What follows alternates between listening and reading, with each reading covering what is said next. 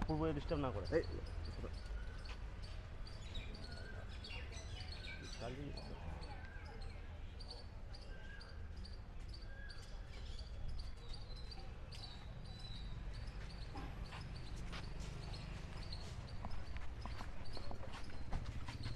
আছে তারা রুমে থাকে। পুলিশের সন্দেহ হয় ওরা বোধহয় কিছুর সঙ্গে হয়তো চোরাচালানি করে সঙ্গে যুক্ত হতে পারে। এই সন্দেহে ওরা ওদেরকে ধরে নিয়ে যায়। তারপরে ওরা থানায় নিয়ে গেছে, থানার মতো ইনকোয়ারি করছে সরকারের মধ্যে। আমরা পুলিশ বলেছি যতক্ষণ না ইনকোয়ারি কমপ্লিট হচ্ছে আপনারা দুদিন হোটেলটা বন্ধ রাখুন। কি সন্দেহে মনে হচ্ছে ধরেছে ওদের? কোনো কথা ম্যাডাম কিছু বলেন নাই।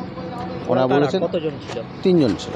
কবে থেকে এসেছিল বা কি হয়েছে? পশু এসেছিল, পশুই ঘন্টাখানেক পরেই ওনারা নিয়ে চলে গেছেন। 1-2 ঘন্টা হয়তো আমাদের কাছে ছিল, নিয়ে চলে গেছে। বলছে যে সন্দেহবশত নিয়ে গেছে, এইটুকুই আমরা জানি। আর তার বাদ বাকি শান্তিপূর্ণ থানা বলতে হবে। পরিচয়পত্র নিয়েছিলেন? হ্যাঁ, সেসব কমপ্লিট করা আছে আমাদের। রুম ভাড়া নিয়েছিল ওরা? হ্যাঁ, রুম ভাড়া নিয়েছিল। কটা রুম, কজন? 3 জন ছিল, 3টে রুম। 3টে রুম আলাদা আলাদা? 3 জন এক একটা রুম ভাড়া নিয়েছিল। তাদের কাছে কি পাওয়া গিয়েছে? তাদের কাছে কিচ্ছু পাওয়া যায়নি এখন পর্যন্ত। আমি যেটুকু জানি কিছু পাওয়া যায়নি। তাদের ব্যাগ ট্যাগ আজকে পুলিশে নিয়ে গেছে।